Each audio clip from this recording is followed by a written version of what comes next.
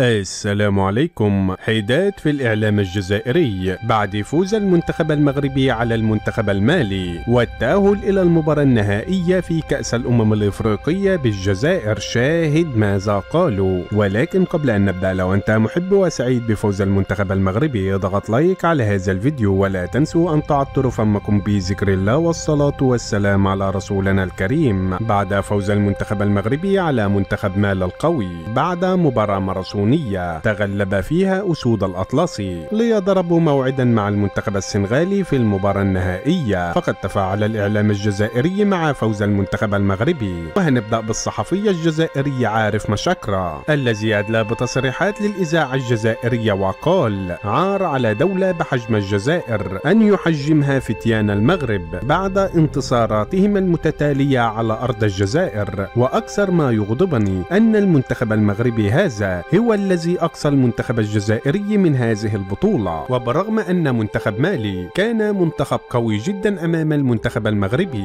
وكان المنتخب المالي يستحق الفوز في هذه المباراة لولا سحر المغاربة الذي فعلوه لمنتخب مالي. وشاهدنا الكرة اليوم كانت لا تريد الدخول في شباك المغرب وتصطدم في القائم والعارضة. فأنا أطالب الكاف واللجنة المنظمة بالتحقيق في هذه المباراة، لأن هناك سحر مدبر من جانب المغاربة للمنتخب المالي، ويجب إعادة هذه المباراة. بينما صرح الصحفي الجزائري محمد بن شبير وقال: أنا في كابوس منذ أن فاز المنتخب المغربي على المنتخب الجزائري للفتيان، وأنا منذ هذا اليوم وأنا لا أستطيع النوم إطلاقا بسبب هؤلاء الفتيان المغاربة الذي دمروا قلوب الجزائريين في قلب الجزائر، وكل يوم يكسروا قلوبنا بعد أن حققوا الفوز اليوم على منتخب مالي وتأهلوا إلى المباراة النهائية. ولكن نحن من سمحنا للمنتخب المغربي للمشاركة في هذه البطولة بعد أن فتحنا لهم المجال الجوي الجزائري لكي يعبروا إلى الجزائر مباشرة،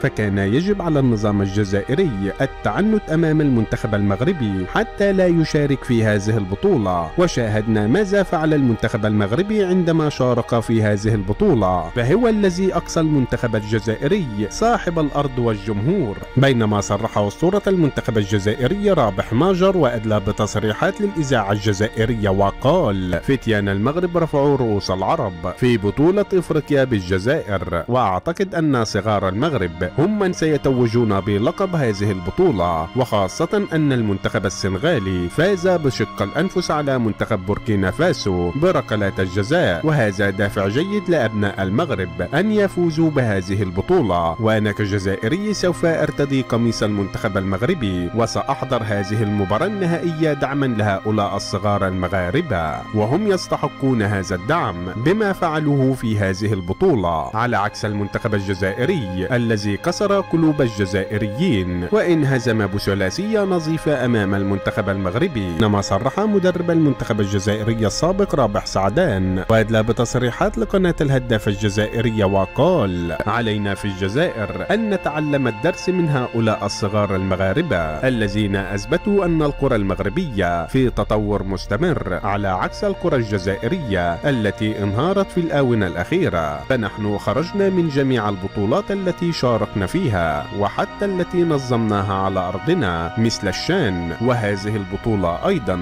فهناك أزمة حقيقية تعيشها الكرة الجزائرية بينما نشاهد مدى التطور المبهر في الكرة المغربية. وشاهدنا ماذا فعلوا في كأس العالم، واليوم صغار المغرب يتأهلوا إلى نهائي البطولة، فيجب علينا كجزائريين أن ننظر إلى المغاربة ونتعلم منهم، وهذا ليس عيب. وفي النهاية، لو أنت محب الفوز المنتخب المغربي اضغط لايك على هذا الفيديو، ولا تنسوا الاشتراك في القناة ليصلكم جديدنا.